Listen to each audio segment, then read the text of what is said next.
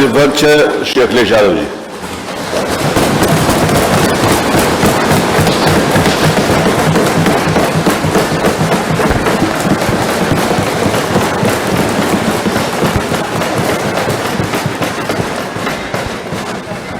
आदरणीय अध्यक्ष महोदय, मैं सबसे पहले आपका धन्यवाद देना चाहता हूं। राज्यपाल जी के अभिभाषण में मुझे बोलने का मौका मिल रहा है।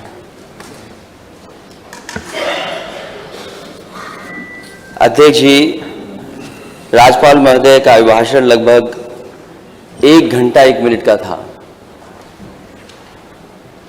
और जब मैं पीछे मुड़ करके 5 साल का कार्यकाल देखता हूं, जो डॉक्यूमेंट सरकार तैयार करती है वही राज्यपाल का अभिभाषण बन जाता है। जो सरकार ने 5 साल का भाषण के रूप में तैयार कराया, वही हमें और आपको सबको सुनने का मौका मिला। और जब मैं देख रहा था सदन में, हम लोग तो यहां पर सरकार का विरोध कर रहे थे, राज्यपाल महोदय का कोई विरोध नहीं है उससे। ज्यादातर माननीय सदस्य मुझे सोते हुए दिखाई दे रहे थे। और डॉक्यूमेंट को अगर हम देखें तो वो झूठ का एक बहुत अच्छा डॉक्यूमेंट तैयार कर करके सरकार ने माननीय राज्यपाल जी को दे दिया, ये दिखाने के लिए कि उत्तर प्रदेश किस विकास की गति से, किस विकास के रास्ते पर जा रहा है। मैं प्रस्ताव करता हूं कि राज्यपाल के अभिभाषण में कुछ चीजें हम लोगों की तरफ से भी जोड़ दी जाएं। आज तक के इतिहास में सबसे बड़ी विफल सरकार अगर कोई हुई है तो यही सरकार है। प्रदेश में व्याप्त अराजकता और असुरक्षा का माहौल अगर किसी ने पैदा किया है तो यही सरकार है। ध्वस्त कानून व्यवस्था, ध्वस्त कानून व्यवस्था, कृष्णा जी शांत, सामूहिक बलात्कार, आप भी, नफरत, भ्रष्टाचार बढ़ाने वाली, विकास को रोकने वाली, महंगाई को चरम सीमा पर ले जाने वाली, नौजवानों के रोजगार की कोई योजना ठोस नहीं होना और कोई बड़ा निवेश अभी तक उत्तर प्रदेश में नहीं आया। और जब आप पूरा भाषण पढ़ते हैं और देखते हैं, इन तमाम समस्याओं का कोई समाधान भी उसमें दिखाई नहीं देता है। आज उत्तर प्रदेश अगर हम सही मायनों में देखें, नीति आयोग के आंकड़ों के हिसाब से देखें किस पैरामीटर में हम कहां खड़े हैं। शिक्षा के सूचकांक में यूपी सबसे नीचे से 4 स्थान पर है। और ये मेरे आंकड़े नहीं है, ये हमारे माननीय सदस्य के किसी के आंकड़े नहीं है। अध्यक्ष जी, ये नीति आयोग का आंकड़ा है कि शिक्षा के सूचकांक में सबसे नीचे से ऊपर 4वें स्थान पर उत्तर प्रदेश है। अगर हम स्वास्थ्य के सूचकांक में देखें तो सबसे नीचे वाले पायदान पर है। देश में गरीबी बढ़ाने वाले बड़े राज्यों में अगर कोई प्रदेश आ रहा है तो उत्तर प्रदेश आ रहा है। और केंद्र सरकार की रिपोर्ट में, ये हमारी रिपोर्ट नहीं है, ये केंद्र सरकार की रिपोर्ट है कि मिड डे मील योजना में घोटालों में यूपी सबसे आगे। इनोवेशन के मामले में देश का 16वां राज्य यूपी। भूखमरी में देश का 4था सबसे बड़ा राज्य उत्तर प्रदेश। नीति आयोग। फेक इनकाउंटर के मामले में मानवाधिकार के सबसे ज्यादा नोटिस अगर किसी प्रदेश को मिले हैं तो माननीय अध्यक्ष जी उत्तर प्रदेश को मिले हैं। साइबर क्राइम में सबसे ज्यादा मामले अगर कहीं से आ रहे हैं तो उत्तर प्रदेश से आ रहे हैं। महिला अपराध में, कल भी कहा मैंने माननीय अध्यक्ष जी, और आज फिर कहता हूं मैं, ये आंकड़े विपक्ष के नहीं है, ये आंकड़े वो हैं जो डायल 100 112 या सरकार आंकड़े दिल्ली को भेजती है। एनसीआरबी के आंकड़े में अगर महिला अपराध में सबसे ज्यादा मामले देश में अगर कहीं आ रहे हैं तो वो उत्तर प्रदेश है। हत्या के केसों में अगर कोई है सबसे आगे तो उत्तर प्रदेश है। दलितों के खिलाफ हो रहे अत्याचार में सबसे आगे कोई है तो उत्तर प्रदेश है। और हमने तो अध्यक्ष जी एक ऐसी घटना देखी जहां एक दलित नौजवान को बुलाया गया, पीटा गया, अपना पैर चटवाया किसी ने, उसका वीडियो चलाया और वीडियो वायरल किया गया। और पुलिस अभी भी हाथ पे हाथ रख करके कोई दोषी लोगों को पकड़ने वाली नहीं, अपराधियों को पकड़ नहीं रही। और वो नौजवान अभी भी घर में नहीं रह सकता। इतना आतंक है कि पहले तो पैर चटवाया, वीडियो बनाया, वीडियो को वायरल कर दिया और कहा कि अगर पुलिस में जाओगे तो जान से मार दिए जाओगे, ये धमकी दी। वो आज अपने गांव में नहीं रह पा रहा है, घर में नहीं रह पा रहा है। SC/ST एक्ट के तहत मामलों में अगर कोई नंबर 1 है तो वो उत्तर प्रदेश नंबर 1 है। आर्थिक अपराध, ऐसे जब से बीजेपी की सरकार आई है, आर्थिक अपराधों में अगर सबसे आगे कोई दिखाई दे रहा है तो वो उत्तर प्रदेश है। अब इसी को अगर विकास मॉडल मानेंगे तो विकास मॉडल आखिरकार होगा क्या? न केवल नीति आयोग के आंकड़े में, एनसीआरबी के डेटा में, बल्कि जो उत्तर प्रदेश का माहौल बनाया गया है, विकास नहीं, यहां सांप्रदायिकता को आगे बढ़ा रहे हैं। यहां पर पुलिस पे कोई अंकुश नहीं है, कोई अंकुश नहीं है।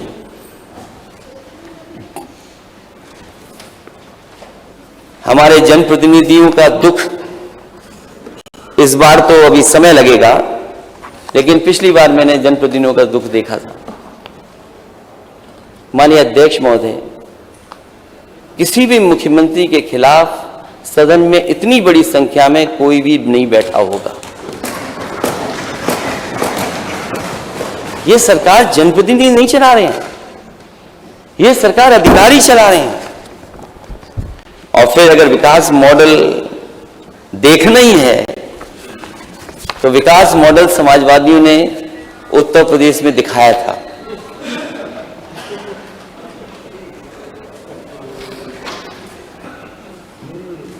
अध्यक्ष महोदय, आप तो चल करके भी देखें, देश का अगर सबसे बेहतरीन कोई इंफ्रास्ट्रक्चर का प्रोजेक्ट, सड़क का प्रोजेक्ट अगर बनाया है तो समाजवादियों ने बनाया, आगरा से लखनऊ एक्सप्रेस। और मुझे खुशी है इस बात की, अध्यक्ष जी, उद्घाटन हुआ, हम लोगों का नाम नहीं लिखा गया उसमें, लेकिन मुझे खुशी इस बात की है कि हमारे माननीय अध्यक्ष जी का नाम 2 जगह लिखा हुआ है। आगरा लखनऊ एक्सप्रेस वे, जो हमारी सरकार की प्रमुख योजनाएं, जो आज भी जिनका एप्रिसिएशन है, आज भी मैं देखता हूं जो भी कोई उस पर सड़क पे चलता है, अगर वो पहली बार चलता है तो मुझे ट्विटर पे टैग कर करके निकलता है, कहता है कि ऐसी सड़कें मैंने नहीं देखी जो देश में, जो आपने बना करके खड़ी कर दी। लखनऊ मेट्रो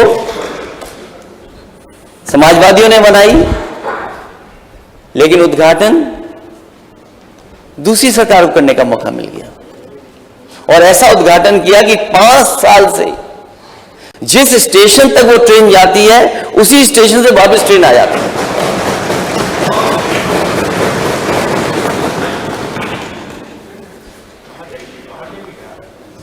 आगे बढ़ा दीजिए। ये माननीय सदस्य लगता मेट्रो के बारे में जानते नहीं है। डायल 100 अध्यक्ष महोदय, ये डायल 100, और मुझे याद है जिस समय डायल 100 में बना रहा था, उस समय जो जानकारी हासिल हो रही थी मैंने देखा कि किसी थाने में गाड़ी के चलाने के लिए डीजल पेट्रोल नहीं था, जो बजट मिला करता था वो पर्याप्त नहीं था, पुलिस के पास गाड़ियां नहीं थी। पुलिस अपराधियों को कैसे पकड़े, गुंडों को कैसे पकड़े, जो कानून व्यवस्था को खराब करते वो कैसे उनको पकड़ा जाए।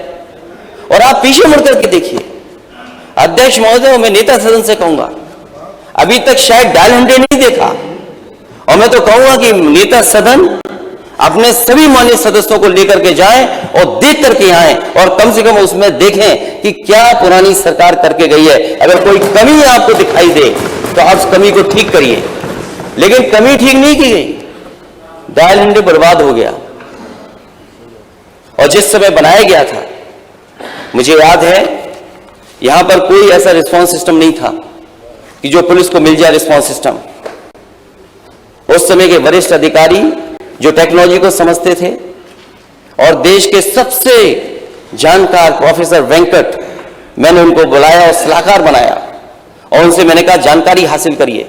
और जानकारी हासिल करने के लिए न केवल वो देश, अपने उत्तर प्रदेश में गए, जगह जगह पर थाने में गए, कप्तान के ऑफिस में गए, छोटे से लेकर के बड़े अधिकारियों से बातचीत की। उसके बाद वो न्यूयॉर्क गए, और न्यूयॉर्क में जाकर के NYPD का जो हेडक्वार्टर है उसको देख करके आए, और उस हेडक्वार्टर के बाद वो ह्यूस्टन गए, ह्यूस्टन के बाद वो सिंगापुर गए, और तीनों का जो रिस्पांस सिस्टम देख करके आए। उसके बाद उन्होंने यूपी का डिजाइन किया, और यूपी का डिजाइन करने के बाद उत्तर प्रदेश को सबसे बेहतरीन, अगर किसी ने पुलिस को रिस्पांस सिस्टम दिया तो समाजवादियों ने दे करके दिखाया। ये बहुत कानून व्यवस्था की बात करते हैं, मैं कानून व्यवस्था पे बाद में आऊंगा।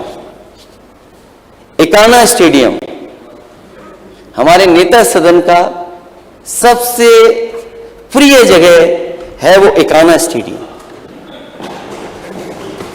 ये हंसने की बात नहीं है माननीय सदस्य, वो बात मैं इसलिए कर रहा हूं कि जब कभी माननीय नेता सदन को किसी अच्छी जगह कार्यक्रम करना पड़ता है तो वो लखनऊ का स्वर्गीय अटल बिहारी वाजपेयी जी के नाम पर जो हो गया है, इकाना स्टेडियम में जाकर के उसी में कार्यक्रम करते हैं।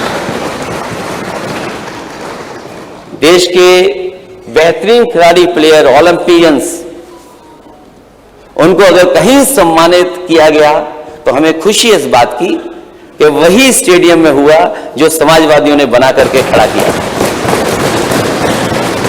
और यही नहीं, हालांकि टेक्नोलॉजी अब नेता सदन जान गए 5 साल के अंदर, ये बात मैं अपने सब शब्द वापस लेता हूं। मैं कभी कभी कह देता था कि हमारे नेता सदन टेक्नोलॉजी को नहीं समझते, लेकिन मुझे ये लगता है अध्यक्ष जी, आपकी वजह से और आपकी वजह से आज आपके सामने है, तो मैं ये मान के चल रहा हूं कि आप टेक्नोलॉजी को समझते हैं।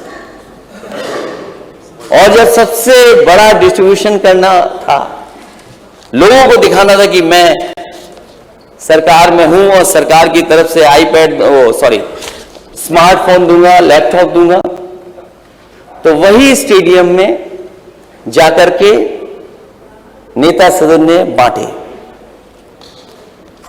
और हमें खुशी इस बात की भी है कि जब आपको शपथ लेने का मौका मिला तो आप पर कोई दूसरी जगह नहीं थी, आपको इकाना में ही जाना पड़ा।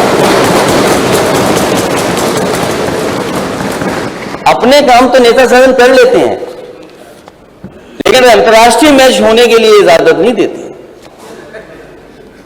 समाजवादी सरकार थी तो कानपुर में भी हुआ मैच इंटरनेशनल, और लखनऊ में भी हुआ, लेकिन आपने ऐसा प्रिय बनाया उसको कि अब कोई इंटरनेशनल मैच नहीं होता। हमें उम्मीद है कि आने वाले समय में कोई ना कोई इंटरनेशनल मैच आप जरूर कराएंगे। जिनेश्वर इस्पात, 4 लेन कनेक्टिविटी, और मुझे याद है मैंने कभी एक इकोनॉमिस्ट का पढ़ा था कि if you can double the speed you will triple the economy. और वो बात में जब सरकार में था तो लगातार इस बात को मैं कोट करता था कि अगर रफ्तार बढ़ा देंगे तो हमारी अर्थव्यवस्था बढ़ जाएगी। और इसीलिए आगरा लखनऊ एक्सप्रेस वे बना, और समाजवादी पार्टी ने उस समय तय किया कि हमारे उत्तर प्रदेश के जितने भी जिला मुख्यालय होंगे उन जिला मुख्यालयों को 4 लेन से जोड़ने का काम भी समाजवादी सरकार ने होगा। और उसकी समाजवादी सरकार के 4 लेन कनेक्टिविटी की वजह से और एनएचआई की कनेक्टिविटी की वजह से उस समय 51 डिस्ट्रिक्ट्स को, हेडक्वार्टर्स को 4 लेन से कनेक्ट करने का काम शुरू हो गया था। लेकिन अगर माननीय राज्यपाल जी का भाषण पढ़ें तो शायद 4 लेन कनेक्टिविटी के बारे में, डिस्ट्रिक्ट हेडक्वार्टर को जोड़ने के बारे में कुछ नहीं है। बिजली उत्पादन को, क्योंकि जिस समय मैं सदन में आया था तो हमारे माननीय सदस्य बिजली के बारे में बोल रहे थे और वो कह रहे थे कि बिजली केवल कुछ जिलों में जाती थी, कुछ घरों में बिजली जाती थी। ये रटाया जाता है माननीय अध्यक्ष जी, ये रटाया जाता है कि आपको यही बोलना है। आप बीजेपी के मुंह से सुनेंगे तो कहेंगे 4 डिस्ट्रिक्ट में बिजली जाती है बस।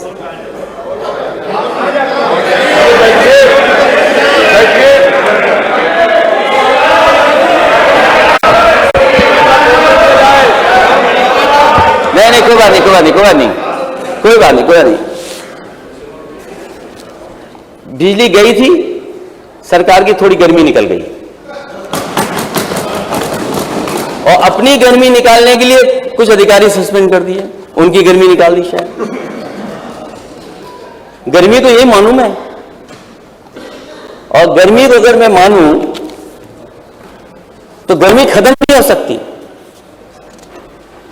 गर्मी नहीं खत्म होती। मान लीजिए बनारस का चुनाव था, एमएलसी का चुनाव हुआ, बीजेपी ने अपना प्रत्याशी उतारा, वहां निर्दलीय जीत गया, वहां बीजेपी की गर्मी निकल गई।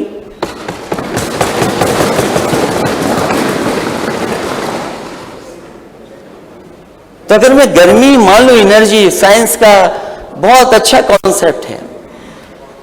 Energy is neither created not destroyed, it can only be transformed और ट्रांसफर्ड। तो आपने एनर्जी निकाली, गुस्से में आप आते होंगे तो कहीं तो एनर्जी निकालेंगे आप। जहां तक बिजली उत्पादन का है सवाल, मैं माननीय सदस्य कहूंगा जब जवाब दें तो वो बताएं अपने 5 साल में कौन सा बिजली का एक कारखाना लगाया, ये बताएं मैं। और मैं ये on the floor of house कह रहा हूं अध्यक्ष महोदय, मैं सरकार से कहना चाहता हूं, पूछना चाहता हूं कि 5 साल पहले और आपके 5 साल में उत्तर प्रदेश को कितनी बिजली बढ़ाई है। अगर बिजली पर पीछे मुड़ करके देखेंगे तो हमें तो एक एक बिजली का प्लांट याद है कहां पर लगवाया है। शायद सरकार के लोग नहीं बता पाएंगे, और अगर आप देखना अध्यक्ष महोदय, मैं बैठ सकता हूं, अगर सरकार के लोग अपने बिजली के प्लांट के नाम बता दें किसने किस समय लगाया, तो मैं अपना भाषण यहीं समाप्त कर दूंगा। और अगर बिजली ठीक थी इनकी, अगर इनकी बिजली ठीक थी तो इन्हें बिजली मंत्री क्यों हटाने पड़ गए। और मैं यूं कहूं कि इनकी गर्मी निकाल दी इन्होंने। भाई मंत्री हटने से गर्मी निकली, ये खराब शब्द नहीं है, अब अच्छा शब्द हो गया। ये शब्द कौन इस्तेमाल कर रहा है, वहीं से एनर्जी पता लग रही है। उत्तर प्रदेश में जिस समय सरकार में मैं आया, हालांकि पुरानी बहुजन समाज पार्टी सरकार के समय एमओयू था ललितपुर के पावर प्लांट का, उस समय सबसे बड़ी किल्लत थी बिजली की। इसी हाउस में हम लोगों ने प्रस्ताव पास कर करके उसको आगे बढ़ाया। वो 3x660 super critical thermal plant बन रहा है। अभी तो मुझे पता नहीं, 1 यूनिट बनकर के तैयार है, दूसरी यूनिट कब बनी होगी, सरकार ने बनाई कि नहीं बनाई। आपके हरदोगंज का प्लांट अगर किसी ने दिया है, माननीय मुख्यमंत्री जी वहां गए थे नेता सदन, शायद उनको बताया गया होगा कि पुरानी सरकार की योजना थी, पुरानी सरकार ने ये खड़ा किया बनाकर। एनटीपीसी के बहुत सारे पावर प्लांट बंद पड़े थे, जिन पर बहुत सारे लैंड एक्विजिशन को लेकर के बहुत सारे इश्यूज थे। समाजवादी सरकार बनी, अध्यक्ष महोदय टांडा का बिजली का प्लांट एनटीपीसी का क्लियर अगर किसी ने कराया था वो समाजवादी सरकार थी, जिसकी वजह से वहां पर 660 सुपर क्रिटिकल थर्मल प्लांट लग करके तैयार हो गया। और अगर जानना चाहे तो और भी बता सकता हूं मैं।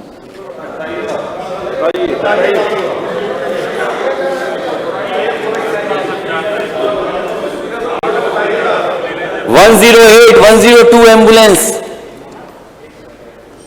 अध्यक्ष महोदय, कल खबर आ रही है कि एम्बुलेंस में आग लग गई और एक मरीज था, कौन था, एक उसमें जान चली गई उसकी।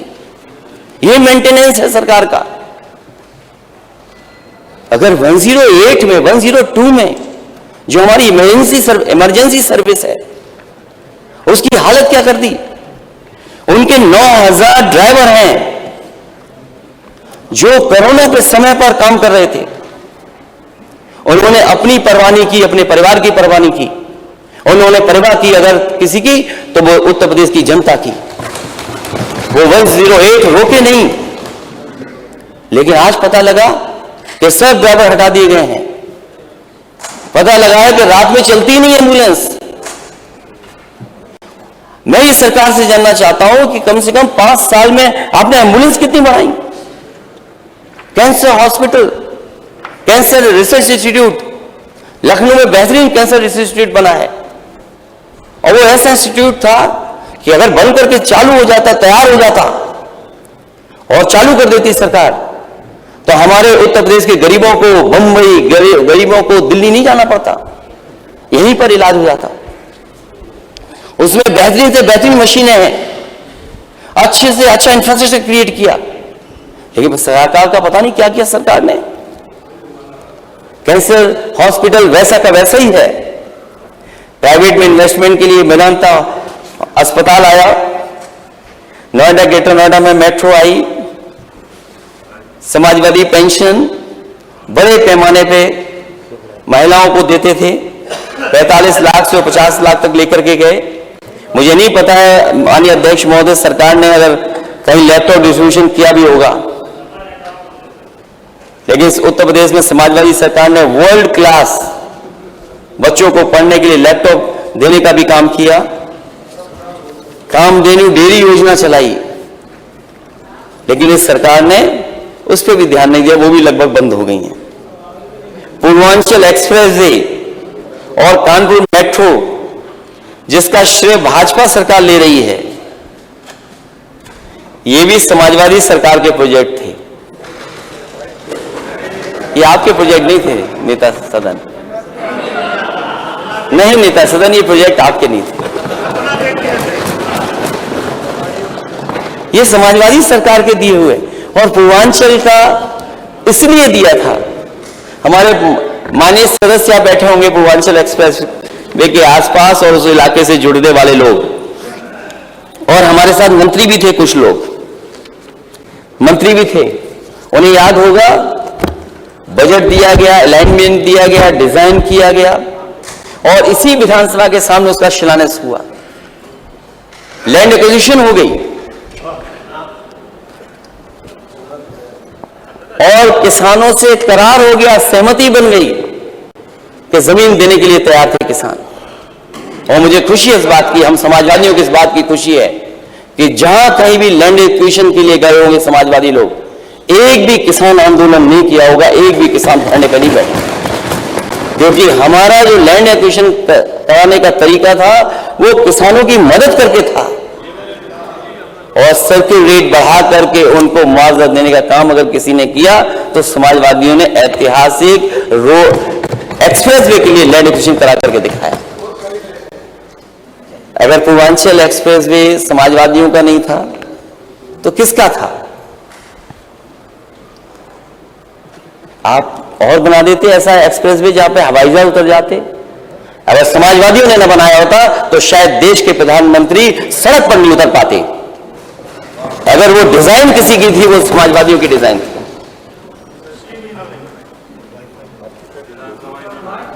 और क्या कहा गया उस एक्सप्रेसवे के बारे में? उस एक्सप्रेसवे के बारे में क्या कहा गया? उस एक्सप्रेसवे के बारे में कहा गया कि ये तो बहुत महंगा एक्सप्रेसवे है, लेकिन सिक्योरिटी स्टैंडर्ड से किसने खिलवाड़ की है?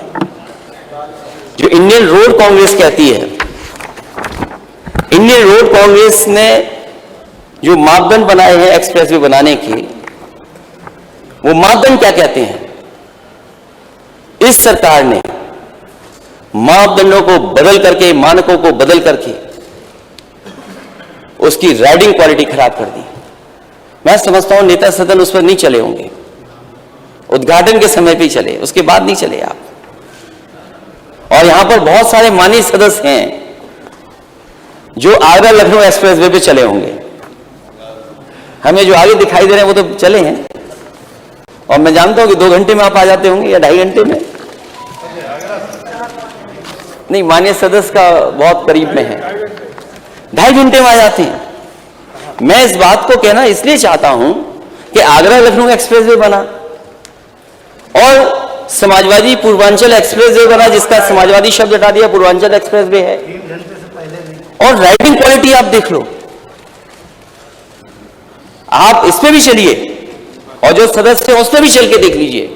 जिस रफ्तार से इस पे चलते हैं, अगर उसी रफ्तार पे इस पे चलेंगे आप, तो हो सकता है आपका पेट दर्द हो जाए और हो सकता है कमर आपको दिखानी पड़ जाए। राइडिंग क्वालिटी क्या बनाई आपने?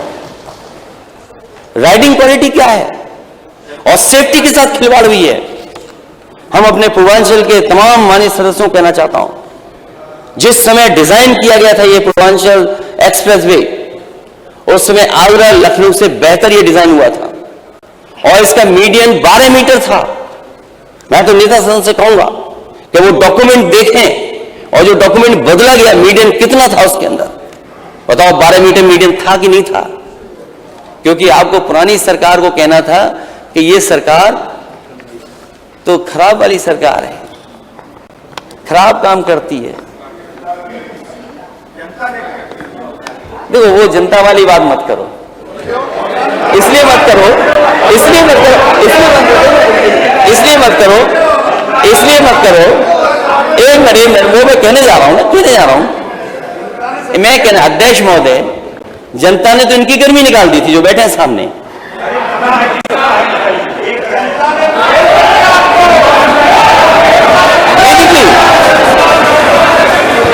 नहीं, गर्मी गलत शब्द नहीं है, गर्मी गलत शब्द क्यों मानते हैं इसको? अरे अब तक खुश रहिए। और देखिए क्या हुआ, फिर गर्मी निकली, फिर डिप्टी सीएम बन गए।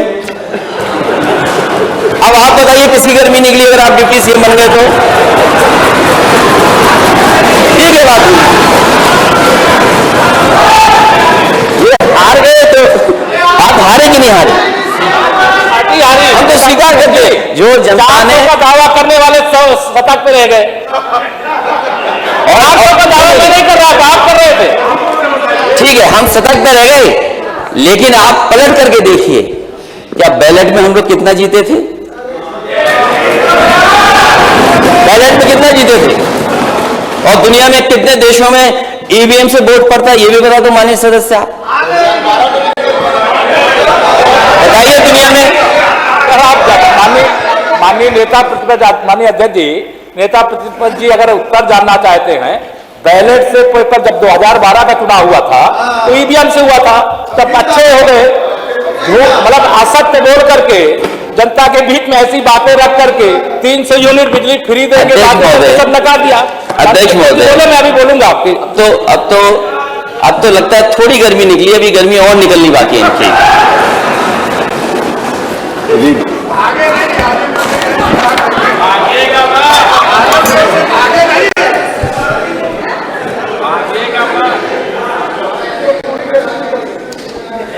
समाजवादी पूर्वांचल एक्सप्रेस में बलिया को जोड़ना था, बलिया कब जुड़ेगा?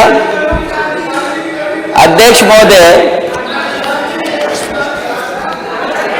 एक और डिप्टी सीएम बात दिया था। अभी तो बहुत बातें हैं, अभी बहुत सी चीजें रखी हैं।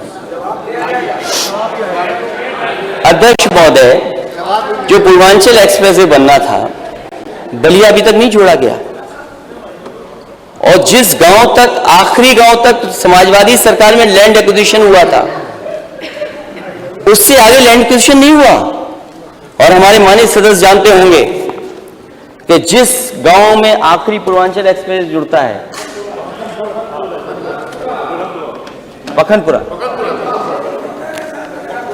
पखनपुरा ग्राम सभा के आगे नहीं गया पूर्वांचल एक्सप्रेस वे। मैंने एक अधिकारी से पूछा कि आखिरकार ये एक्सप्रेसवे अगर बिहार चला जाता तो न केवल यूपी की कनेक्टिविटी बढ़ती, बल्कि बिहार और बंगाल से जो लोग आ रहे हैं उनकी कनेक्टिविटी बढ़ जाती और तो न केवल उत्तर प्रदेश को उसका लाभ मिलता बल्कि देश की अर्थव्यवस्था को लाभ मिलता। लेकिन 5 साल नेता सदन आपको किसी ने नहीं बताया कि बिहार से भी जुड़ सकती है सड़क, या गाजीपुर हाजीपुर वाले एक्सप्रेसवे से जुड़ सकती है। अगर ये डिजाइन आपने किया होता तो आप शायद लैंड एक्विजिशन आगे भी करते। और लैंड एक्विजिशन मैंने आगे इसलिए नहीं की थी क्योंकि मैं जानता था दिल्ली में सरकार दूसरी है, दिल्ली की सरकार दूसरी है, और एनएचएआई के करीब अगर आप आ जाते हैं तो दूसरी सड़क को परमिशन नहीं मिलती, एनओसी नहीं मिलती। हो सकता था कि दिल्ली वाले एनओसी न देते और उलझा देते, इसलिए उतने 12-18 किलोमीटर मैंने छोड़ दिया। लेकिन 5 साल गुजर गए, न बलिया जुड़ा न बिहार जुड़ा, और टोल लगा दिया उस पर। थोड़ी रफ्तार से चलोगे तो पेट दर्द होगा और कमर दर्द होगी। सोचिए आप, और शौचालय की कहीं जगह नहीं। अरे आपका तो प्रिय काम है शौचालय बनाना, आप शौचालय क्यों नहीं बनाए? मैं कई बार गया हूं, आजमगढ़ गया हूं, और मुझे खुशी इस बात की कि जिस समय एक्सप्रेसवे मैंने दिया था, न गाजीपुर की जनता ने मांगा था, न आजमगढ़ की जनता ने मांगा था, लेकिन हमारा लगाव पूर्वांचल से था और पूर्वांचल और आजमगढ़ को अपना घर मानते थे, इसलिए एक्सप्रेसवे दिया था मैंने। हमारे घोषणा पत्र में नहीं था, लेकिन दिया हम लोगों ने। वहां शौचालय कोई जगह नहीं, कोई चाय पीना चाहे वो नहीं। और एक दिन मैं अब आगरा लखनऊ एक्सप्रेसवे चल रहा था, मैं जब गया वेसाइड एमिनिटीज को देखने और वॉशरूम में यूज करना चाहता था, तो मैंने देखा कि एक पिता अपने बेटे को लेकर के वॉश बेसिन में सुसु करा रहा है। तो जब उसने मुझे देखा तो घबरा गया कि माफी, गलती होगी। मैंने कहा कि आप ऐसा मत करिए, मैंने कहा ये गलती हमारी है। अरे रुक जाओ भाई यार, क्या बच्चे नहीं आपके घर में? क्या जो बात कहने जा रहा हूं वो तो सुन लो कम से कम। नहीं, अध्यक्ष महोदय, कुछ काम की बात कह रहा हूं, जो सुझाव दे रहा हूं इस पे। मैंने उससे कहा कि घबराने की जरूरत नहीं है, ना माफी मांगने की। ये गलती हमारी है कि हमने डिजाइन गलत किया कि बच्चों के लिए वॉशरूम जाने के लिए जगह अलग से नहीं बनाई। मैं नेता सदन से कहूंगा कि पूर्वांचल एक्सप्रेसवे जब बनाएं तो छोटे बच्चे कहां पर वॉशरूम में जाएंगे उनके लिए जरूर बनाना। वो डिजाइन हमारा फॉल्ट था, शायद इस डिजाइन में आप बेहतर कर देंगे। ये सुझाव था, अगर ये सुझाव गलत है तो वापस ले लूं मैं। बताओ माननीय सदस्य। हाँ, तो हमने अपनी गलती स्वीकार की कि हमारी डिजाइन में बच्चों के लिए नहीं था वॉशरूम। नहीं, अभी किया नहीं है, ये तो गलत करो। अब किया हो नहीं, ये नहीं किया आपने, कुछ भी अभी नहीं किया आपने। माननीय राज्यपाल जी ने बड़ी बड़ी बातें कही हैं। प्रधानमंत्री आवास योजना की बात तो कही उन्होंने, लेकिन परिवार वाले जानते हैं कि घर बिना भोजन पानी के नहीं होता। महंगाई ने तो थाली छीन ली है। खाली आवाज लेकर जनता क्या करेगी बताओ? महंगाई कहां पहुंचा दी महंगाई। और जहां तक बात शौचालय की है, माननीय राज्यपाल जी ने शौचालय के बारे में भी कहा कि हमने इतने शौचालय बनाए, या इतने सरकार में उपलब्धि है सरकार की। अब और कितने शौचालय बने कागजों पे, ये तो दिखाना बंद होना चाहिए। कम से कम शौचालय में वो चल भी रहे और कितना पानी पहुंच रहा है उन शौचालयों में। और आपकी उपलब्धि ये भी है, जो उपलब्धि आप जगह जगह बताते हैं कि गैस कनेक्शन हमने दिए हैं, इतने गैस कनेक्शन हमने दे दिए। ये उपलब्धि है सरकार की, ये तो है उपलब्धि सरकार की, हम स्वीकार करते हैं उपलब्धि है सरकार की कि गैस कनेक्शन बांटे हैं। लेकिन सरकार ये ना बताए कि नए गैस कनेक्शन दिए हैं। सरकार को यह बताना चाहिए कि दोबारा सिलेंडर कितने भरे गए। और आपने तो कहा था सरकार बनने के बाद होली पर सिलेंडर फ्री देंगे। बताओ माननीय सदस्य, किसी को फ्री सिलेंडर किसी गांव मिला हो? यहां नहीं मिला हो तो वहां मिला होगा।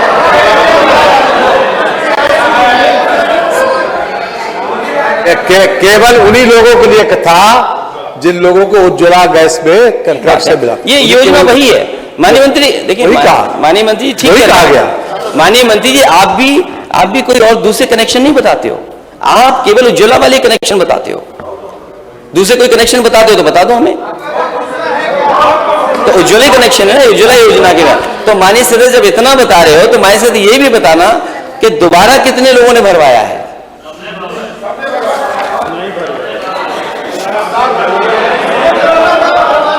और ये भी बता दें कि पिछले महीनों में कितनी बार सिलेंडरों के दाम बढ़े हैं, ये भी बता दें माननीय मंत्री जी।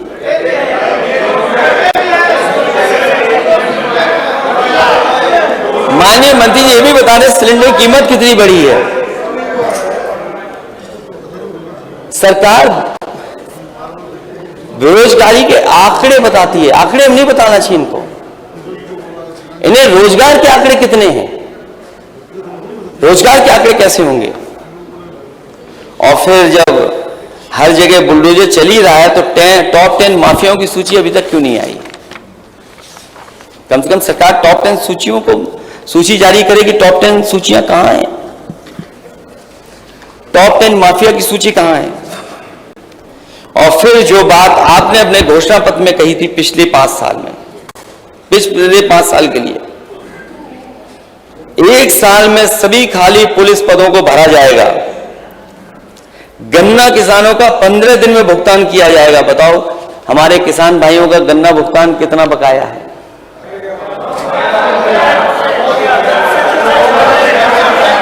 आप तो बोलोगे हो गया है, अभी आंकड़े दूंगा मैं, अभी मैं पढ़ूंगा उसको भी, अगर आप चाहें तो मैं पढ़ दूं। आपके सरकारी ही के अभी बकाया है। और 2022 तक किसानों की आय दोगुनी हो जाएगी। माननीय अध्यक्ष महोदय, आय दोगुनी कब हो गई? किसान भाइयों की आय दोगुनी कहां हो गई? और किसानों को नीलगाय और आवारा जानवरों से सुरक्षा देगी।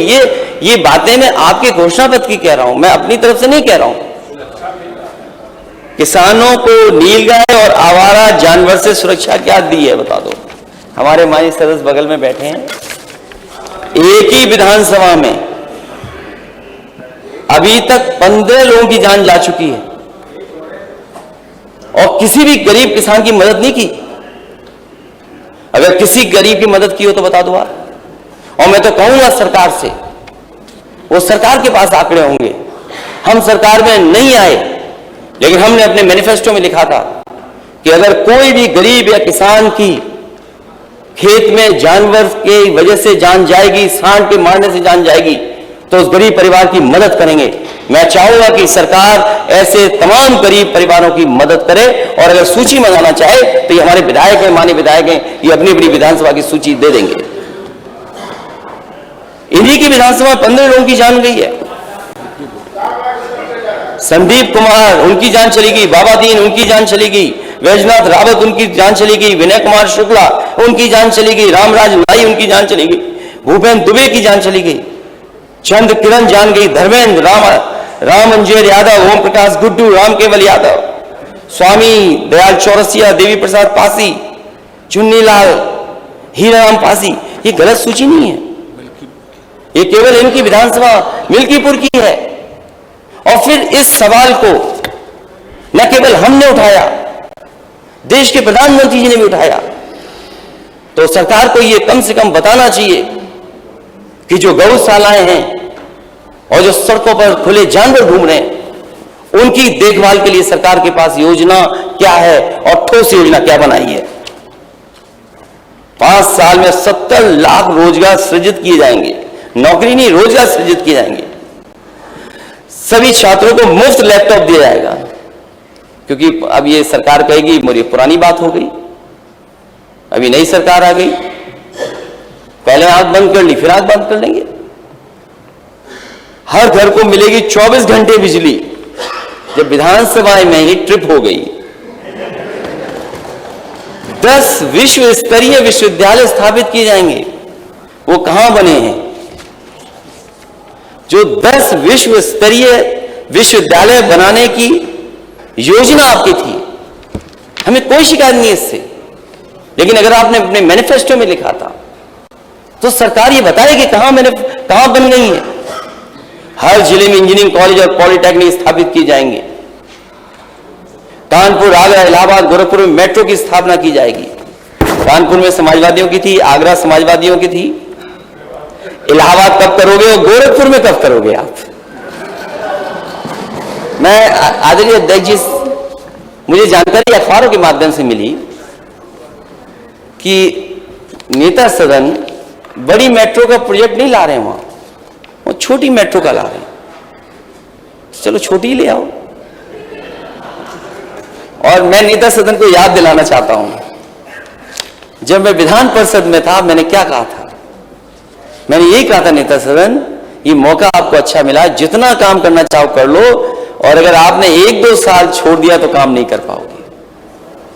और मुझे याद है जब आप झांसी गए थे तो मुझे लगा कि नेता सदन शायद मेट्रो झांसी में भी चला देंगे और गोरखपुर में भी चला देंगे, लेकिन 5 साल से इंतजार कर रहे हैं गोरखपुर के लोग भी और झांसी के लोग भी, ये मेट्रो कब चलेगी। बनारस का मैंने डीपीआर बना दिया था, अब वो बात आपकी इंटरनल लड़ाई है, उसमें मैं कुछ नहीं कर सकता। ये इंटरनल कुछ ऐसी बात हो तो उसके लिए मैं कुछ नहीं कर सकता। अध्यक्ष महोदय और नेता सदन ये बात जानते होंगे कि पूरा डीपीआर तैयार हो गया था बनारस के मेट्रो का, क्योंकि सरकार समाजवादियों की नहीं बनी इसलिए मेट्रो नहीं चालू कर पाए, और समाजवादियों की बनी होती तो देश के प्रधानमंत्री उनके क्षेत्र में भी मेट्रो चला दी होती समाजवादियों, क्योंकि अंडरग्राउंड केबलिंग का समाजवादी सरकार में हुआ है काम। एक माननीय सदस्य थे, वो भी मैं याद दिला दूं, एक माननीय सदस्य धरने पे बैठ गए थे बनारस में, बहुत ही बुजुर्ग और बहुत ही सम्मानित माननीय सर श्यामदेव राव चौधरी जी, वो धरने पे बैठ गए। उन्होंने कहा कि 24 घंटे बिजली नहीं आएगी तो मैं धरने से नहीं उठूंगा। वहां के जिलाधिकारी उन्होंने मुझे सूचना दी, मैंने कहा बहुत सम्मानित माननीय सदस्य हैं, इनको बुलाइए, मैं बात करूंगा।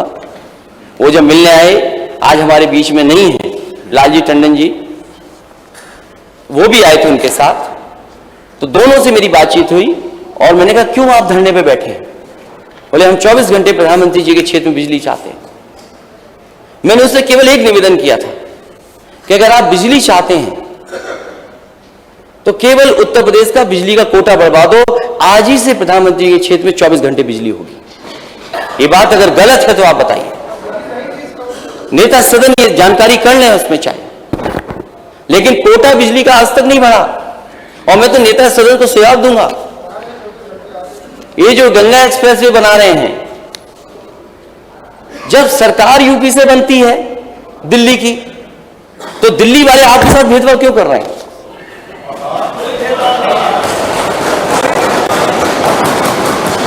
देश में एक एक्सप्रेसवे बन रहा है बंबई से लेकर के, हमें कोई शिकायत नहीं दे, एक्सप्रेसवे देश में बनने चाहिए और ये जरूरी है, क्योंकि आज के समय पर अगर ऐसा इंफ्रास्ट्रक्चर नहीं होगा तो हम ग्रोथ क्या दिखाएंगे। अगर हमें ग्रोथ चाहिए, नौजवानों को नौकरी चाहिए, तो शायद हमें वैसे इंफ्रास्ट्रक्चर चाहिए होगा।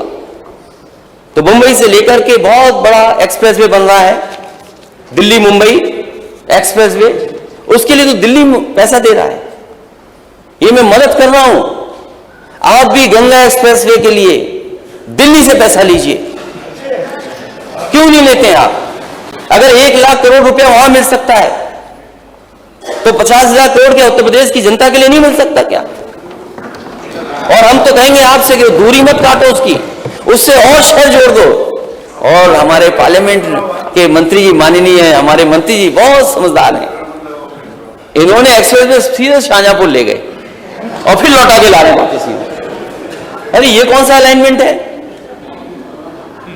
आप अपने लिए अलग से एक कट बन जाता, ठीक था, पता नहीं डिजाइन क्यों करवा लिए। अगर एक बात गलत है क्या? एक्सप्रेसवे आ रहा है, ये अपनी तरफ ले गई हूं और फिर वापस आ रहा है, इसलिए अध्यक्ष जी मैं मदद कर रहा हूं इनकी।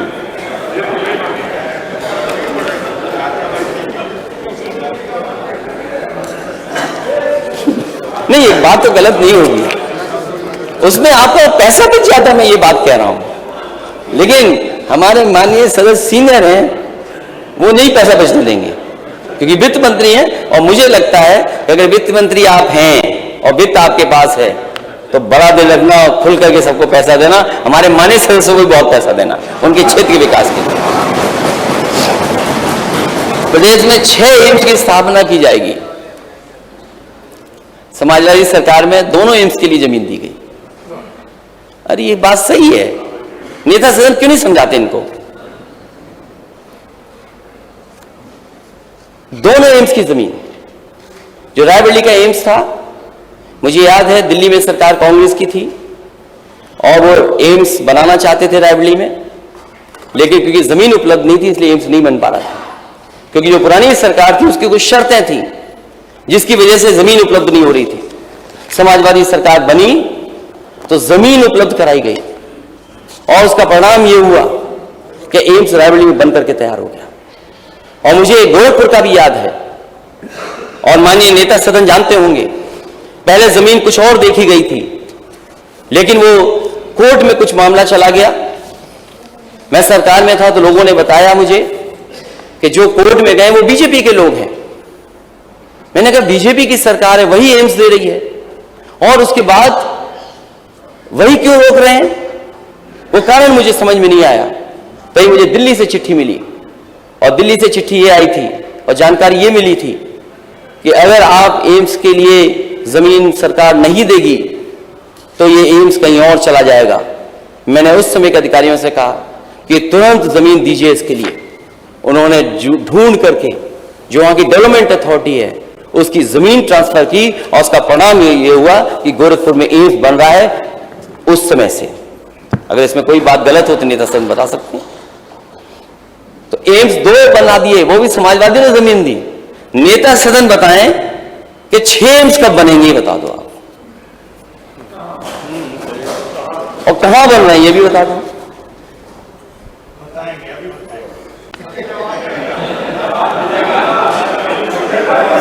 और डॉक्टरों के सब पद खाली हैं। नहीं वो बताएंगे, इसलिए ये गलत बात नहीं है, बताएंगे। वो जानते हैं कि सच क्या है, क्योंकि सच बता दिया गया, पोल खुल गई है कि समाजवादियों ने जमीन दी थी दोनों की, तो इसलिए वो बता रहे हैं कि बताएंगे। तो अच्छी बात है, बताएंगे। तो हम तो चाहते हैं कि 6 एम्स बने यूपी में, ये कोई गलत बात थोड़ी है।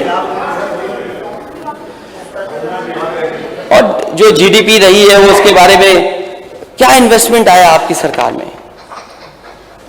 मैं जीडीपी के बारे में कह दूं एक बार, जो आंकड़े बताते हैं आपकी सरकार में समाजवादियों की सरकार से भी नीचे एक जीडीपी है।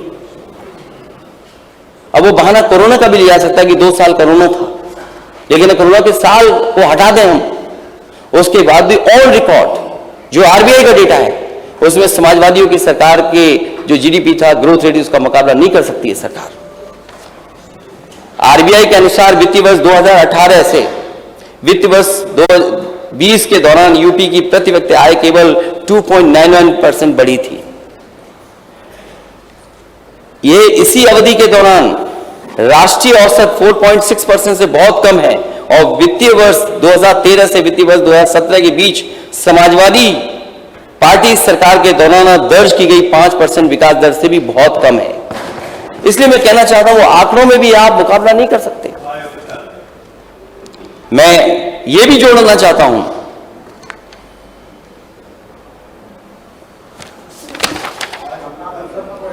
राज्य के जीडीपी आंकड़ों पर नजर डालते अगर हम हैं तो यूपी सरकार 2012-17 के बीच 6.92% की चक्रवृद्धि दर से बढ़ी, जबकि कोविड वर्षा को छोड़ दें भाजपा सरकार का विकास दर केवल 4.88% बढ़ी है।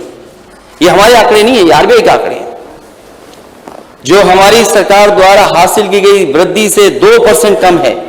ये आश्चर्य की बात है कि यूपी के माननीय मुख्यमंत्री जी इस वास्तविकता को अवगत नहीं है और अक्सर भाजपा सरकार के दौरान जीडीपी वृद्धि के बारे में भ्रामक आंकड़े पेश करते हैं। मैं कह सकता हूं कि समाजवादी सरकार के पिछले 2 वर्षों में, जो लास्ट के 2 इयर्स थे, उसमें जीडीपी 10% की वृद्धि हुई थी। मैं जोड़ना चाहूंगा कि यूपी ने कोविड की शुरुआत में पहले भाजपा सरकार के पहले 3 वर्षों के दौरान 33 राज्य और केंद्र से दूसरे सबसे कम आर्थिक वृद्धि दर्ज हुई। आजा पढ़ा वो मान ले, ठीक है। ये जीएसडीपी के कहां के आंकड़े हैं? आरबीआई के आंकड़े हैं और आप मंगा लेना, आपका विभाग है।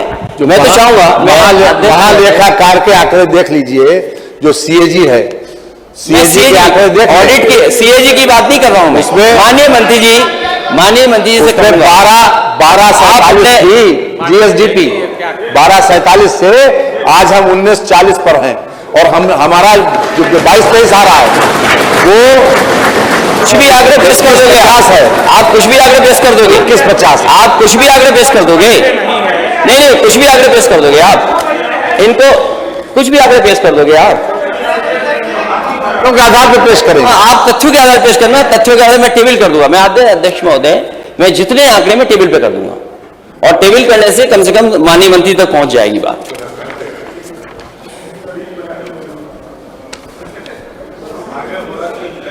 और इन्वेस्टमेंट कितना आया है माननीय मंत्री जी?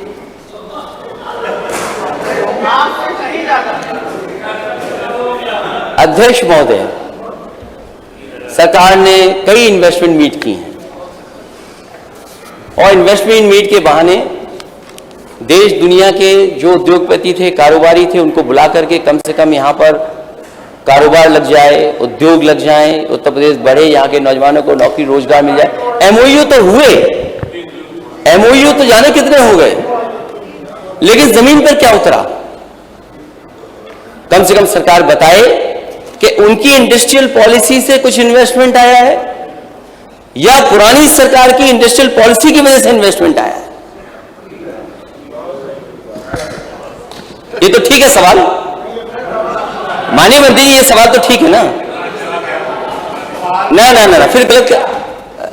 माननीय अध्यक्ष महोदय, जो इन्वेस्टमेंट मीट हुई, जो दावे किए गए, जो एमओयू साइन हुए, जो सरकार बता रही है, हमें जमीन पर बताए वो इन्वेस्टमेंट कहां आए,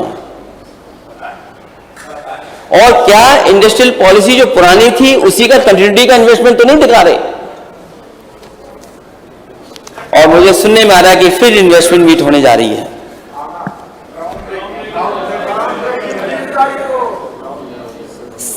मैं बिजली के बारे में जानकारी दे दूं, बिजली की एक भी यूनिट पैदा नहीं की भारतीय जनता पार्टी की सरकार में 5 साल में, पिछले में।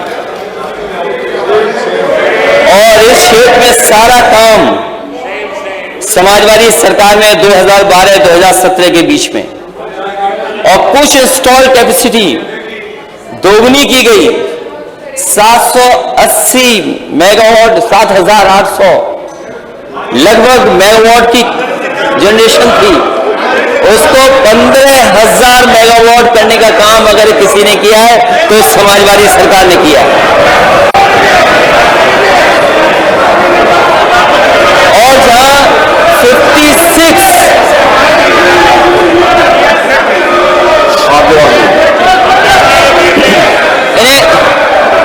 ऐसा है अध्यक्ष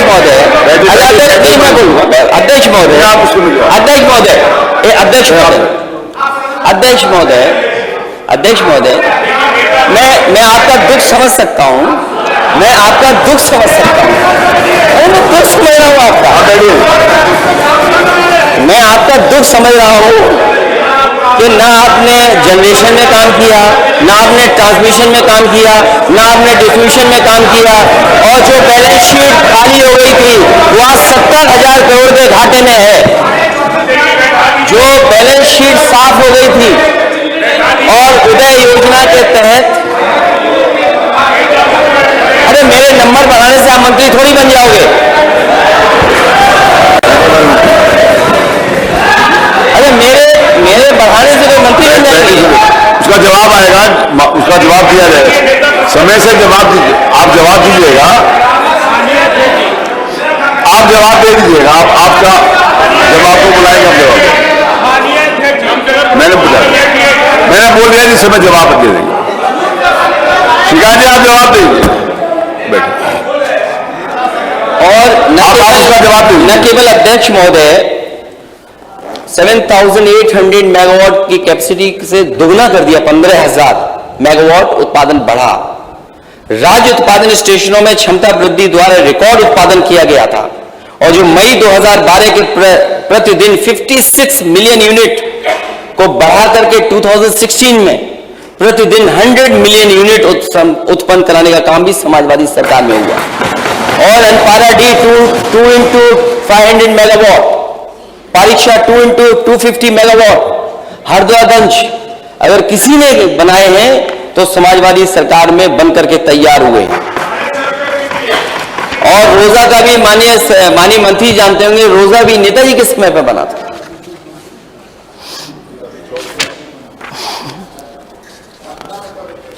और ट्रांसमिशन में भी जो काम हुआ है, ट्रांसमिशन लाइंस में अध्यक्ष हो तो मैं कह सकता हूं कि देश में सबसे ज्यादा काम अगर किसी ने ट्रांसमिशन लाइंस में किया था तो वो समाजवादी सरकार ने। और उसी समय फीडर सेपरेशन का काम शुरू हुआ था। और हमारे मुजफ्फरनगर के लोग जानते होंगे, माननीय सदस्य वहां से चुन करके आए होंगे, 2012 के बाद जब बिजली की बहुत दिक्कतें थीं, सबसे पहले फीडर सेपरेशन अगर कहीं शुरू हुआ था तो मुजफ्फरनगर जिले से शुरू हुआ। और आज हमें खुशी है इस बात की कि उत्तर प्रदेश की सरकार की वजह से, जो समाजवादियों की सरकार थी, आज उत्तर प्रदेश में ज्यादातर ग्रामीण और शहरों के फीडर सेपरेशन का काम अगर किसी ने किया तो समाजवादी सरकार ने किया है। ये आंकड़े गलत नहीं है।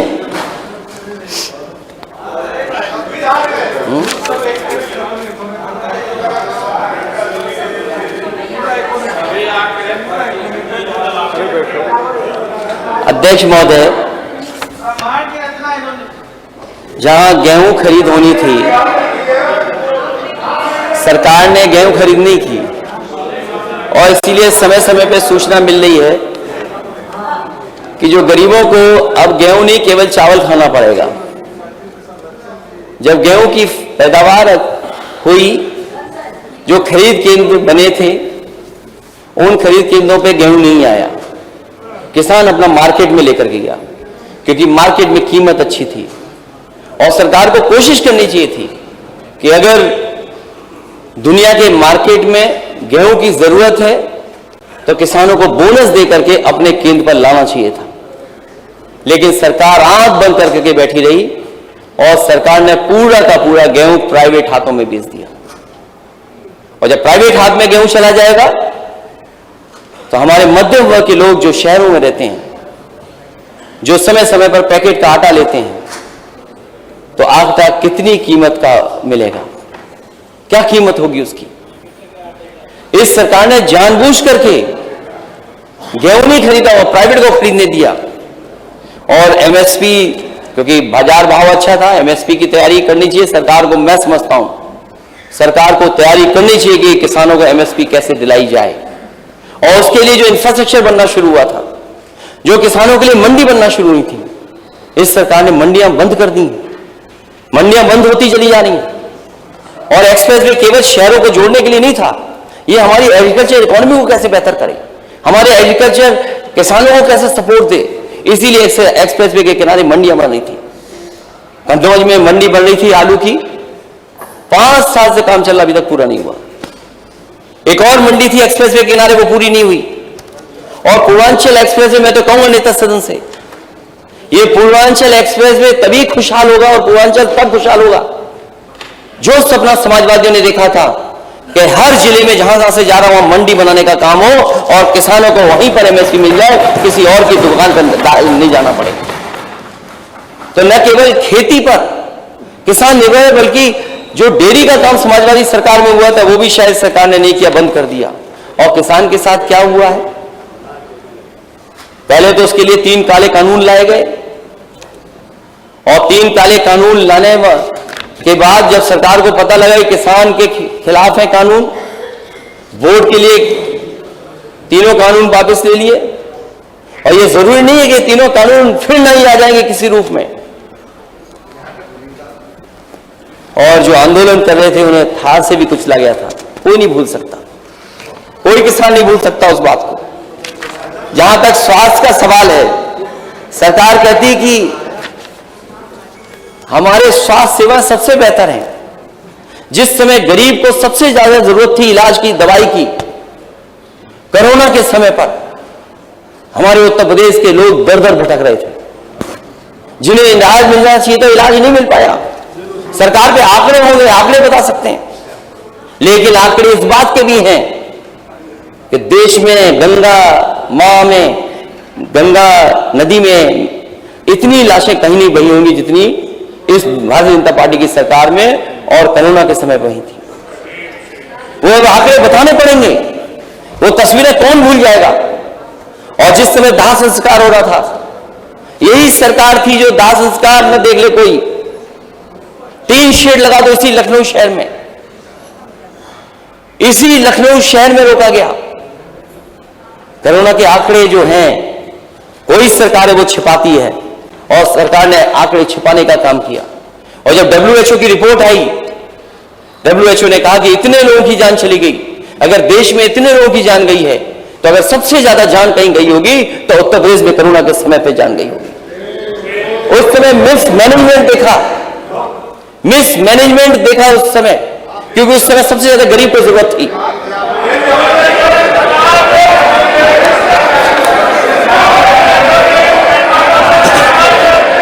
और 5 साल बाद नए उप मुख्यमंत्री, डिप्टी सीएम अस्पताल में जब जाते हैं तो वो कहते हैं मैं शर्मिंदा हूं व्यवस्था को देख करके। सोचिए 5 साल का आपका कार्यकाल, और डिप्टी सीएम जब हॉस्पिटल देखने जाएं तो हॉस्पिटल में व्यवस्था देख करके क्या कहते हैं, मैं शर्मिंदा हूं ऐसी व्यवस्था को देख करके। आप सोचिए लखनऊ के अस्पतालों की ओपीडी क्या है, चाहे कोई अस्पताल उठा करके देख लीजिए आप, लंबी सूची है। क्योंकि इसलिए लंबी सूची है, लंबी लंबी लाइनें इसलिए हैं क्योंकि आप जिलों में इलाज नहीं दे पा रहे हैं, इसलिए बड़े बड़े अस्पतालों में गरीब भाग करके जा रहे हैं इलाज कराने के लिए। और इलाज कोई सस्ता नहीं हो रहा, न दवाई मिल रही है, न इलाज के लिए कोई सुविधा है।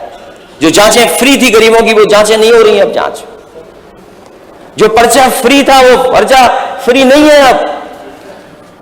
और सरकार दावा करती है कि हम इतने मेडिकल कॉलेज बना रहे हैं। सरकार बताइए मेडिकल कॉलेज बनाना किसने शुरू किया था? इस योजना के माध्यम से सबसे पहला मेडिकल कॉलेज कहां पर शिलान्यास हुआ था? शायद नेता सदन के बगल में बैठे हुए माननीय मंत्री जानते होंगे कि जो पहला मेडिकल कॉलेज का शिलान्यास हुआ था वो शाहजहांपुर में हुआ था।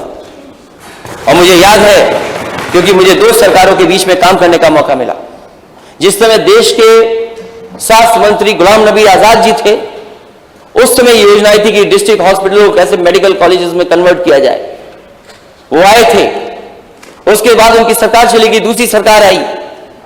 आज जो आपके प्रदेश के अध्यक्ष हैं वो उस समय मंत्री थे इस विभाग के, और उन्होंने कहा कि उत्तर प्रदेश में भी हम इस योजना को लागू करना चाहते हैं। मैंने कहा हमारा पूरा सहयोग होगा, और समाजवादी सरकार में पूरा सहयोग दिया गया। डिस्ट्रिक्ट हॉस्पिटल को मेडिकल कॉलेज बनाने के लिए सबसे पहला शिलान्यास अगर कहीं हुआ था तो शाहजहांपुर में हुआ था। मैं और स्वास्थ्य मंत्री दोनों गए थे, वहां पर शिलान्यास कर करके आए थे। दूसरा फिरोजाबाद में हुआ, फिर फैजाबाद में बना, अयोध्या में, और बहराइच में भी बना।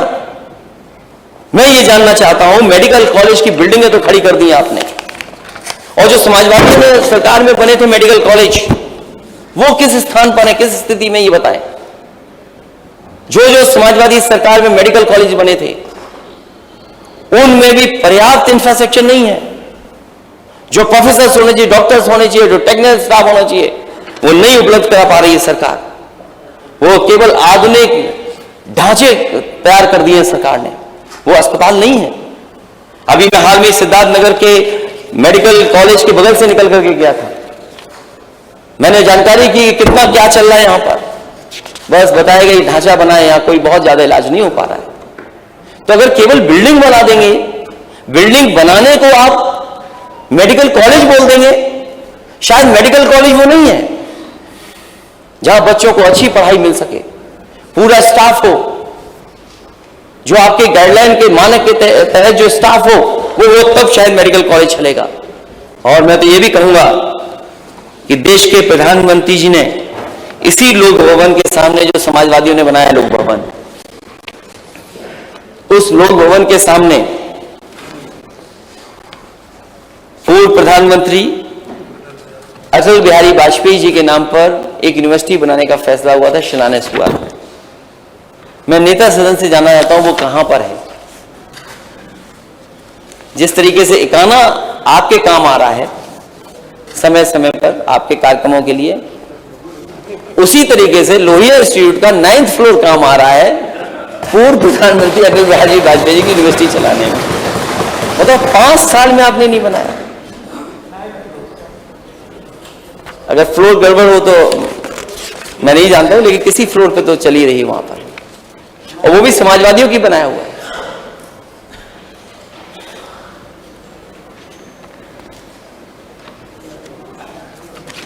ये सरकार सबका साथ, सबका विकास और सबका विश्वास और सबके लिए प्रयास, और भी जोड़ सकते हैं, बहुत कुछ जोड़ा जा सकता है अध्यक्ष महोदय, लेकिन हम बहुत दिनों से लड़ते आए हैं। समाजवादियों ने तो अपने घोषणा पत्र में लिखा था कि समाजवादी सरकार बनेगी तो 3 महीने के अंदर जाति जनगणना करा दी जाएगी।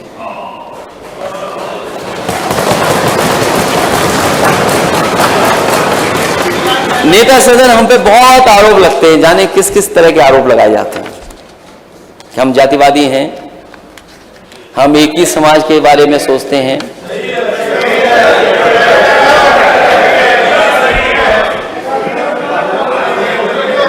उस पर भी बोलना पड़ेगा फिर लगता है।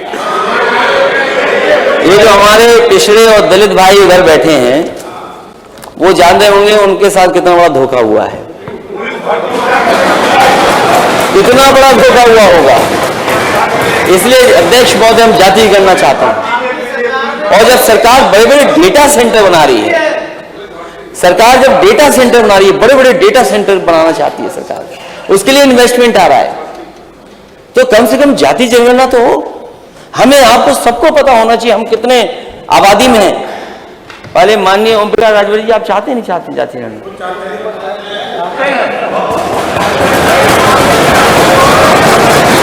यहां सदन में बैठे लोग सब चाहते हैं। वो हमारा उनका है मसला।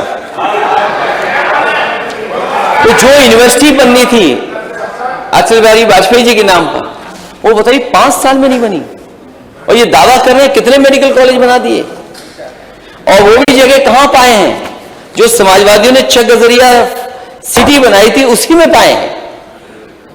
आप नई जगह नहीं ढूंढ पाए। और मैं तो चाहता हूं, क्योंकि वो हमारे गांव के पास के थे, तो अगर एक यूनिवर्सिटी यहां बना रहे हो तो एक यूनिवर्सिटी बटेश्वर में भी बना दो आप, और बनाना चाहिए आपको। क्योंकि अगर उनका सम्मान करना है तो केवल स्टेडियम का नाम बदलने से सम्मान नहीं होगा। एक अगर लखनऊ में आप यूनिवर्सिटी बना रहे हैं तो एक बटेश्वर में भी आप यूनिवर्सिटी बना देंगे तो बड़ा सम्मान होगा उनका। इसलिए अध्यक्ष महोदय, मैं ये वाली देखिए, वो वाली देखिए, वो थोड़ा गड़बड़ है। अच्छा, मतलब एक बार रुक के दोबारा चालू। अच्छा, मैं तो अध्यक्ष महोदय मेरी गलती हुई, मैं कागज देख करके इसी को टाइम देख रहा था। नहीं, इसको नहीं, मैं चाहता था कि 45 मिनट बोलूं, लेकिन अभी तो 1 घंटा हो गया। अच्छा, तो माननीय अध्यक्ष महोदय, 1 घंटा हो गया, 1 घंटा हुआ। मैं चाहूंगा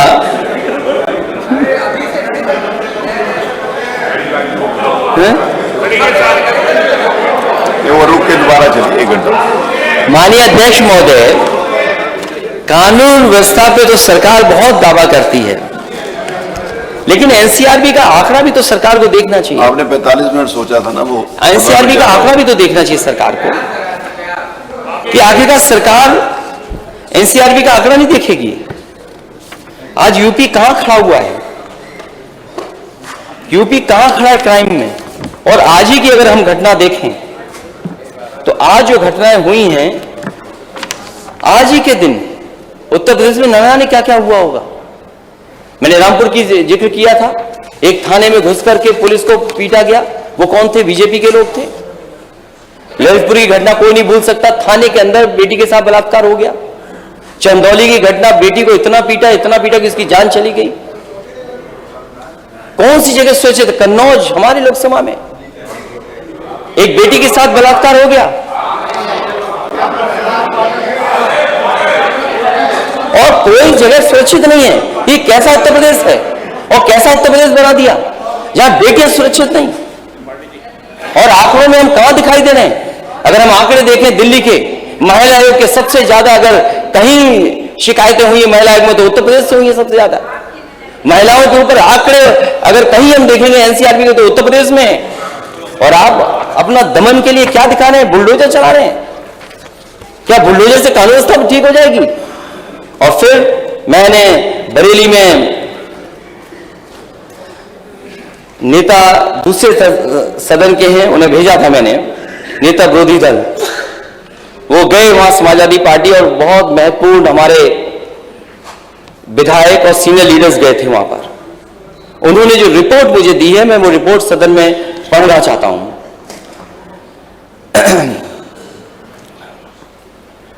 10 बजे ये प्रतिनिधिमंडल पहुंचा, शहर के गणमान्य लोगों से मिला और उन्होंने अवगत कराया कि समाजवादी पार्टी के विधायक सहजुल इस्लाम के पेट्रोल पंप को विपक्ष में दहशत फैलाने व डराने के इरादे से गिराया गया है। क्योंकि सहजुल इस्लाम जी पेट्रोल पंप चलाने के लिए सरकारी सभी प्रकार की एनओसी हासिल करके सरकारी कंपनी का पेट्रोल पंप चलाया था। इसके साथ ही 10 लाख रुपए अग्रिम जमा करके बरेली विकास प्राधिकरण से नक्शा आदि पास कराने के बार-बार अनुरोध किया गया था, परंतु अनुरोध के बाद भी बरेली विकास प्राधिकरण द्वारा नक्शा आदि पास नहीं किया गया और कहा गया कि बरेली के सभी पेट्रोल पंप ऐसे ही चल रहे हैं, आप भी चलाइए, बाद में नक्शा पास कर दिया जाएगा। लेकिन फिर भी विधायक सहजुल इस्लाम द्वारा पेट्रोल पंप पर कोई भी कंक्रीट का निर्माण नहीं किया गया था और न ही कोई दीवार व लिंटर बनाया गया था। कार्यालय आदि व सब टेम्परेरी था। बरेली में 80% पेट्रोल पंप इसी प्रकार से चल रहे हैं। किसी के विरुद्ध कोई कार्रवाई नहीं हुई है, लेकिन विपक्षी दल के विधायक को डराने के लिए सहजुल इस्लाम का नियम विरुद्ध बरेली प्राधिकरण ने सरकार की मंशा के अनुरूप पूरी तरह से पेट्रोल पंप को धराशायी कर दिया गया है, जिसमें करोड़ों रुपए का नुकसान हुआ है, जो पूरे प्रतिनिधिमंडल ने स्थानीय निरीक्षण में देखा। इसके साथ ही इसके 2 किलोमीटर आगे भाजपा नेता का पेट्रोल पंप था, जो भारी अनियमितताओं के साथ बना है, उसको केवल सील किया गया है। स्थानीय नागरिकों ने बताया कि बरेली विकास प्राधिकरण भ्रष्टाचार का अड्डा बन गया। खैर, मैं आपसे नेता सदन ये कहना चाहता हूं, नियम सबके लिए बराबर है, कानून सबके लिए बराबर है। अगर कोई गलत करता है कानून के अंदर कार्रवाई होनी चाहिए, लेकिन ये तरीका नहीं होना चाहिए नेता सदन। और हमने तो बहुत करीब से देखा है, हमारी पार्टी के वरिष्ठ नेता मोहम्मद आजम खान साहब, कितने मुकदमे उन पे लगे। शायद पॉलिटिकल कैरियर में अध्यक्ष महोदय, पॉलिटिकल कैरियर में अध्यक्ष महोदय इतने मुकदमे किसी पॉलिटिकल लीडर पर नहीं लगे होंगे जितने लगाए गए। और ये लगे नहीं, लगाए गए हैं।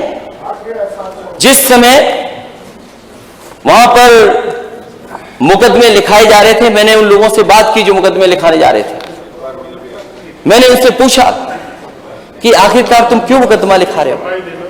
उन्होंने कहा कि हम पे इतना दबाव है कि जिसकी हम कल्पना नहीं कर सकते, और अगर हम मुकदमा नहीं लिखाएंगे तो हम जेल भेज दी जाएंगे। सोचिए, सरकार ये कर रही है। सरकार को न्याय दिलाने का काम करना चाहिए, निष्पक्ष होकर के काम करना चाहिए, लेकिन सरकार दबाव बना करके मुकदमा लिखा रही। वहां के जो जिलाधिकारी महोदय थे, मैं उन्हें अच्छी तरह जानता हूं, क्योंकि वो उनको जब उत्तर प्रदेश कैडर में आना था तो उत्तर प्रदेश में कैडर में लाने के लिए उस समय समाजवादी सरकार ने ही काम किया था।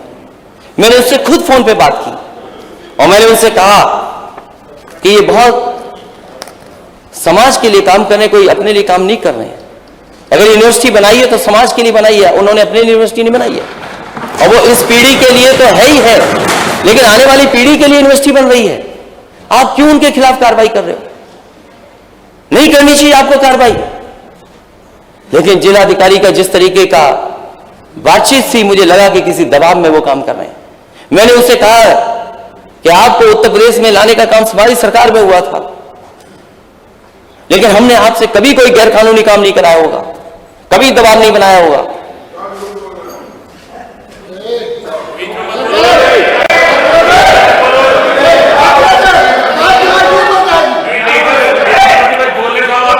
मेरे वो बोल मानी नहीं, और उन पे एक मुकदमा नहीं लगा यूनिवर्सिटी का, और कैसे मुकदमे लगे, किताब चोरी के, जानवर चोरी के, ये सब। खैर अभी न्यायालय से हमें मदद मिली है, अध्यक्ष महोदय, हमें न्यायालय से मदद मिली है और हमें उम्मीद है न्यायालय पे हमारे नेता के साथ न्याय होगा। हमें न्यायालय पे भरोसा है इस बात का, और न्यायालय पे भरोसा न होता तो आज वो बाहर होते। न्यायालय ने हमारे नेता को न्याय दिया और मुझे उम्मीद है पूरा न्याय मिलेगा उनको। लेकिन उससे पहले नेता सदन जानते होंगे, मैंने आपसे भी निवेदन किया था कि उन पे झूठे मुकदमे नहीं लगाए जाएं। मैंने देश के प्रधानमंत्री जी से भी निवेदन किया था कि उन पे झूठे मुकदमे नहीं लगाए जाएं। लेकिन आज सोचो, केवल राजनीति के लिए उन्हें फंसाया जाए, राजनीति के लिए उन्हीं पर मुकदमे लगाए जाए।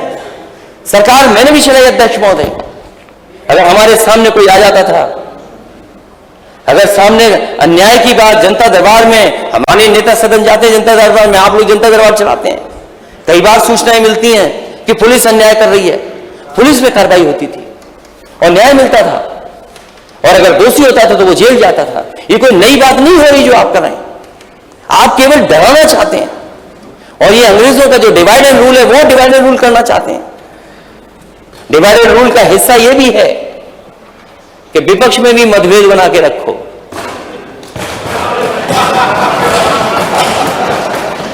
केवल जाति और धर्म का डिवाइड एंड रूल नहीं है,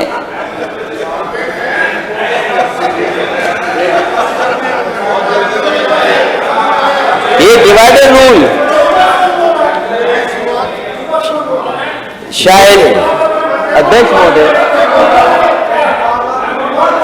एक मिनट, ऊपर जो सिक्योरिटी वाले हैं इस बात को चिन्हित करें, अगर किसी ने बोला तो उनको हटाएं वहां से।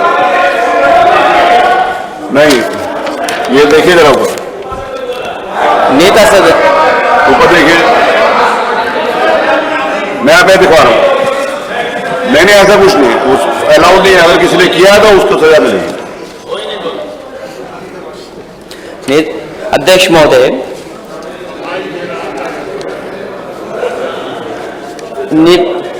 आदरणीय अध्यक्ष महोदय, केवल इसलिए मुकदमे उन पर है कि उन्होंने यूनिवर्सिटी बनाई है, और यूनिवर्सिटी बनाना कोई गलत नहीं काम है। और अगर सरकारी जमीनें देखनी हो तो उत्तर प्रदेश में मैं चाहता हूं कि नेता सदन जिनने भी सरकारी जमीनें कब्जा की उनकी सबकी खाली कराइए। क्यों नहीं खाली कराते हैं आप? और फिर यह भी देखा जाएगा कि कितनी खाली हो गई हैं, और जहां बुलडोजर चलता है लोगों का नुकसान होता है। लेकिन हमारे नेता सदन अच्छे हैं कि जहां उनके यहां जेसीबी चली और बुलडोजर चला, उन्होंने मुआवजा ले लिया। कम से कम गरीबों को भी मुआवजा मिलना चाहिए, और उस बुलंदशहर के परिवार को भी मिलना चाहिए। वो पत्नी चिल्ला रही थी कि मेरा पति अंदर सो रहा है, कम से कम उसको उठा लेने दो, लेकिन अधिकारियों ने कुछ सुनवाई नहीं की और उसके ऊपर ही बुलडोजर चला दिया। सुनने में आया कि उसकी जान चली गई। बताओ कौन दोषी है? नेता सदन। अगर इस तरह काम होगा तो बताओ हम किस दिशा में उत्तर प्रदेश को ले जा रहे हैं? अगर कानून व्यवस्था पे सवाल खड़े होंगे तो आपका इन्वेस्टमेंट नहीं आएगा, और अगर आप कानून को सरकार की मंशा से लोगों को परेशान करने के लिए कानून इस्तेमाल करेंगे तो शायद इन्वेस्टमेंट नहीं आएगा। जो बड़ी बड़ी बात कर रहे हैं कानून व्यवस्था को लेकर के, नेता सदन जानते होंगे आईपीएस कभी फरार नहीं रहा किसी सरकार में। एक आईपीएस फरार है, पुलिस ढूंढ ही नहीं पा रही आईपीएस को। इसलिए अध्यक्ष महोदय, मैं आपका धन्यवाद देना चाहता हूं कि इस सरकार ने जो माननीय राज्यपाल महोदय के माध्यम से जो अभिभाषण दिलाया गया, जो डॉक्यूमेंट दिया गया है, उसमें कोई उत्तर प्रदेश को बढ़ती हुई तस्वीर नहीं दिखाई दे रही। इसलिए हम इस मौके पर उस प्रस्ताव के में हमारी जो चीजें दी गई हैं उनको भी शामिल किया, जो कहा गया उनको भी शामिल किया जाए। बहुत बहुत धन्यवाद। माननीय